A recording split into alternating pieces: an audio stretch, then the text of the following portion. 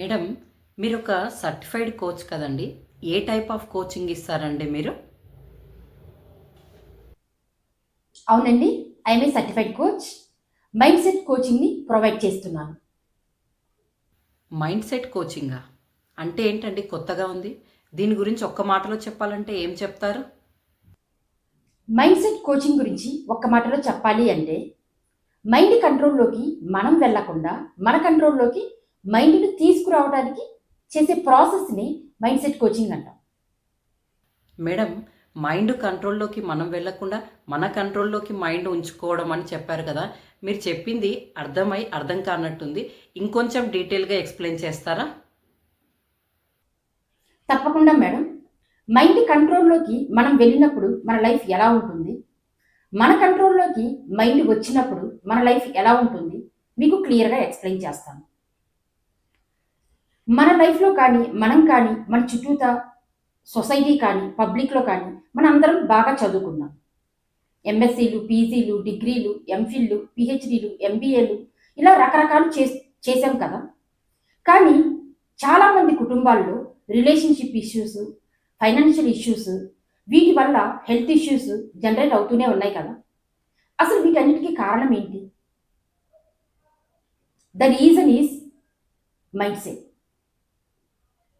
Mind కంట్రోల్‌లోకి మనం ఎప్పుడైతే వెళ్తామో ఆ స్టేట్ ఆఫ్ మైండ్‌ని రాంగ్ మైండ్‌సెట్ అంటాం. ఇక్కడ ఏం జరుగుతుంది అంటే ప్రతి చిన్న విషయానికి ఎమోషనల్‌గా ఫీల్ అవుతూ ఉంటాం. పరిస్థితుల్ని బ్లేమ్ చేస్తూ ఉంటాం. పర్సన్స్‌ని బ్లేమ్ చేస్తూ ఉంటాం.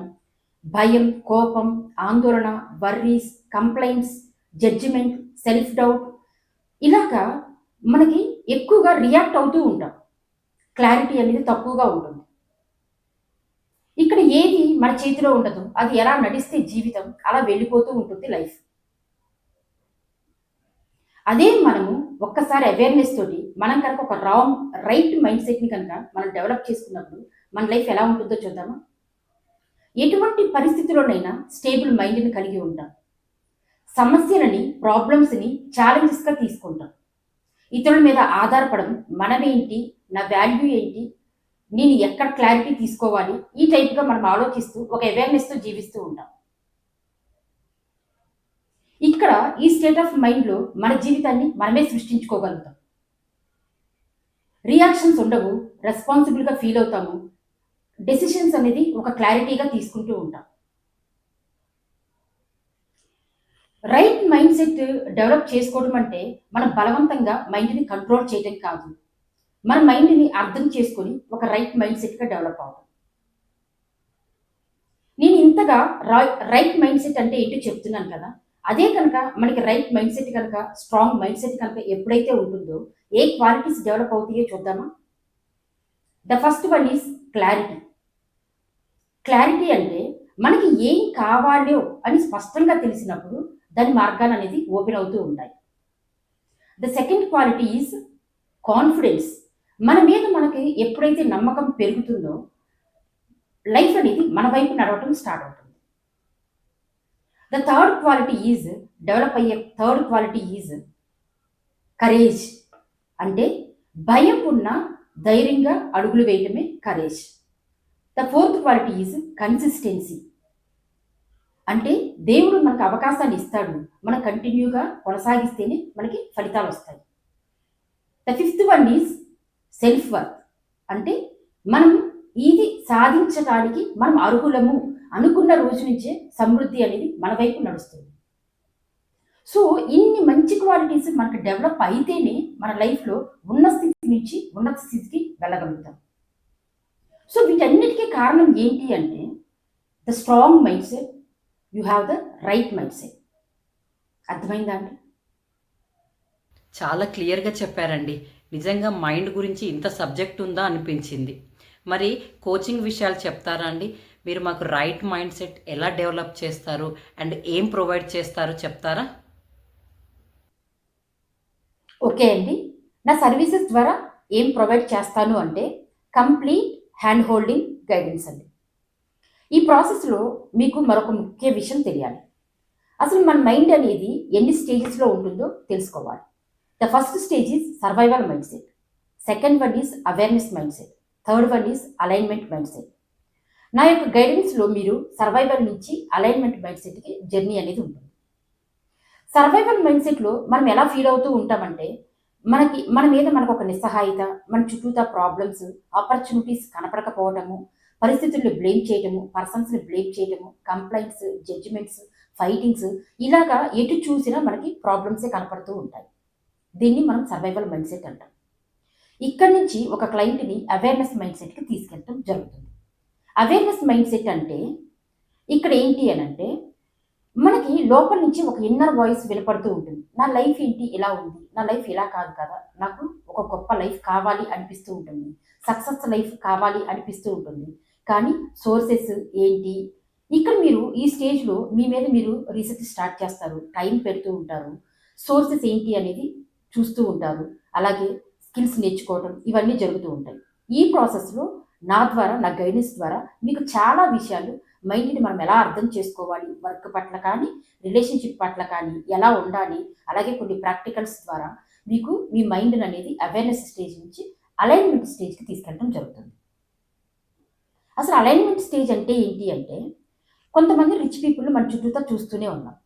వాళ్ళు తక్కువ ఎఫర్ట్ తోటి ఎక్కువగా రిసీవ్ చేసుకుంటూ ఉంటారు, కంటిన్యూస్గా మనీ ఫ్లో అవుతూ ఉంటుంది. ఎలా అంటే వాళ్ళ యొక్క వర్క్ పట్ల కానీ వాళ్ళ పట్ల కానీ ఒక సోల్, బాడీ, మైండ్ అనేది కంప్లీట్గా అలైన్మెంట్లో ఉంటుంది. ఇక్కడ ఏంటి అంటే వాళ్ళ గ్రోత్కి వాళ్ళ మైండ్ అడ్డుపడకుండా సహాయపడుతూ ఉంటుంది. సో దీన్ని అలైన్మెంట్ స్టేట్ అంటాం అనమాట. ఇక్కడ మన లైఫ్ని క్రియేట్ చేసుకోగలుగుతాం. స్కిల్స్ డెవలప్ అవుతూ ఉంటాయి, ఎటు చూసిన ఆపర్చునిటీస్ కనపడుతూ ఉంటాయి, కంటిన్యూస్ మనీ ఫ్లో ఉంటుంది, అన్ఎక్స్పెక్టెడ్ మనీని రిసీవ్ చేసుకోవడం జరుగుతుంది. ఇట్లా ఒకటే కాదు, అన్నీ మిమ్మల్ని వెతుక్కుంటూ వస్తుంటాయి. సో నా గైడెన్స్ ద్వారా మిమ్మల్ని సర్వైవల్ మైండ్ సెట్ నుంచి అవేర్నెస్కి, అవేర్నెస్ నుంచి అలైన్మెంట్ స్టేట్కి తీసుకెళ్ళడం జరుగుతుంది. కంప్లీట్ హ్యాండ్ హోల్డింగ్ గైడెన్స్ అంటున్నారు కదండి, ఇది రియల్గా పాసిబుల్ అవుతుందా అండి? ఎందుకు ఇంత రిస్క్ తీసుకుంటున్నారు? ఎస్ అండి, కంప్లీట్గా హ్యాండ్ హోల్డింగ్ గైడెన్స్ని ప్రొవైడ్ చేస్తాను. It is really possible. నేను ఎందుకు ఈ డెసిషన్ తీసుకున్నాను అంటే నేను లర్నింగ్ స్టేజ్లో ఉన్నప్పుడు చాలా క్లాసెస్ అటెండ్ అవుతూ ఈ సబ్జెక్ట్ అనేది నేర్చుకున్నాను. సమ్టైమ్స్ మేనిఫెస్టేషన్ జరిగేది, కొన్నిసార్లు జరిగేది కాదు. జరగకపోవటానికి నా మైండ్లో ఉన్న ఆలోచనలే కారణం. ఆ టైంలో నేను సఫర్ అవుతున్నప్పుడు నాకు ఒక పర్సనలైజ్డ్ గైడెన్స్ కానీ హ్యాండ్ హోల్డింగ్ గైడెన్స్ కానీ ఉంటే బాగుండు అనిపించేది. సో నేను ఆ ప్రాసెస్లో నేను మంచిగా క్లియర్ అవ్వడం కోసం, నా మైండ్ నుంచి నేను క్లియర్ అవ్వడం కోసం ఎన్నో బుక్స్ చదువుతూ నాలెడ్జ్ని గెయిన్ చేశాను.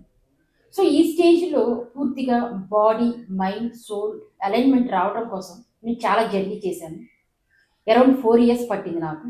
నాకు ఇక్కడ గ్యాప్ కనిపిస్తుంది. ఎవరైతే ఒక సక్సెస్ జర్నీ చూద్దాము అనుకున్నప్పుడు ఇంత టైం వేస్ట్ కాకుండా మనం ఒక కంప్లీట్ హ్యాండ్ హోల్డింగ్ గైడెన్స్ ఇస్తే వాళ్ళు కొద్ది రోజుల్లోనే, కొద్ది నెలల్లోనే వాళ్ళు అనుకున్న లైఫ్కి రీచ్ అవుతారు అని నాకు అనిపించింది. అందుకే సర్వీస్ స్టార్ట్ చేశాను. కొంతమంది ఆ జర్నీలో ఉన్నారు. ఓకే మేడం, చాలా క్లియర్గా చెప్పారు, చాలా థ్యాంక్ యూ, అర్థమైంది. అండ్ పేమెంట్ డీటెయిల్స్ కూడా ఏమన్నా ప్రొవైడ్ చేయగలుగుతారా? అండ్ ఈ హ్యాండ్ హోల్డింగ్ గైడెన్స్ అన్నారు కదా, అది ఎన్ని రోజులు ప్రొవైడ్ చేస్తారండి? ఎంత టైం పడుతుంది, ప్రైస్ డీటెయిల్స్ చెప్పమని అడిగారు కదండి. ఇక్కడ టైం అనేది మనం ఎగ్జాక్ట్గా చెప్పలేము, depends on client mind set. ఇప్పుడు క్లయింట్ ఫర్ ఎగ్జాంపుల్ ఇప్పుడు మనకి ఫస్ట్ క్లాస్ స్టూడెంట్కి 10th క్లాస్ సబ్జెక్ట్ చెప్తే తను ఎలా రిసీవ్ చేసుకుంటాడు, చాలా కష్టంగా ఫీల్ అవుతాడు కదా. అలాగే మన దగ్గరికి వచ్చిన క్లయింట్ వాళ్ళ యొక్క మైండ్ సెట్ ఏ రకంగా ఉందో చూసుకొని చెక్ చేసుకుంటూ వాళ్ళకి స్టెప్ బై స్టెప్ ఎక్స్ప్లెయిన్ చేసుకుంటూ వెళ్ళాలి. సో మినిమం ఇనీషియల్గా ఒక 1 month అనేది complete hand holding guidance provide చేస్తానండి విత్ ఏ ప్రైస్ ఆఫ్ 2,999. వాళ్ళు అక్కడి నుంచి ఆ మైండ్ సెట్ అనేది సర్వైవల్ స్టేజ్ నుంచి అలైన్మెంట్ స్టేజ్కి వెళ్ళగలిగారా, అవేర్నెస్లో ఉన్నారా, లేదంటే సర్వైవల్లో ఉన్నారా అనేది మళ్ళీ చెక్ చేసి మళ్ళీ వాళ్ళకి గైడెన్స్ ఇవ్వడం అనేది జరుగుతుంది. ఇనీషియల్గా అయితే 1 month గైడెన్స్ అనేది నేను ప్రొవైడ్ చేస్తానండి విత్ ఏ ప్రైస్ ఆఫ్ 2,999. అర్థమైంది కదా. నిజంగా మీ జీవితంలో మీరు సక్సెస్ని కోరుకున్న వారైతే ఒకసారి మీ మైండ్ సెట్ని చెక్ చేసుకోండి. అది మీకు సపోర్టివ్గా ఉందా, భయంతో, ఆందోళనతోటి, సెల్ఫ్ డౌట్లతోటి, లేదంటే ఒక సఫకేషన్ ఫీలింగ్ తోటి మీరు సఫర్ అవుతున్నారా, ప్లీజ్ చెక్ యువర్ సెల్ఫ్. ఈ ప్రాసెస్లో మీరు నన్ను నా ఫోన్ ద్వారా కానీ నా వాట్సాప్ ద్వారా కానీ మీరు నన్ను కాంటాక్ట్ అవ్వచ్చు. ఇక్కడ ఫోన్ డీటెయిల్స్, జీమెయిల్ డీటెయిల్స్ కంప్లీట్గా ఇస్తున్నాను. థ్యాంక్ యూ అండి. థ్యాంక్ యూ అనండి.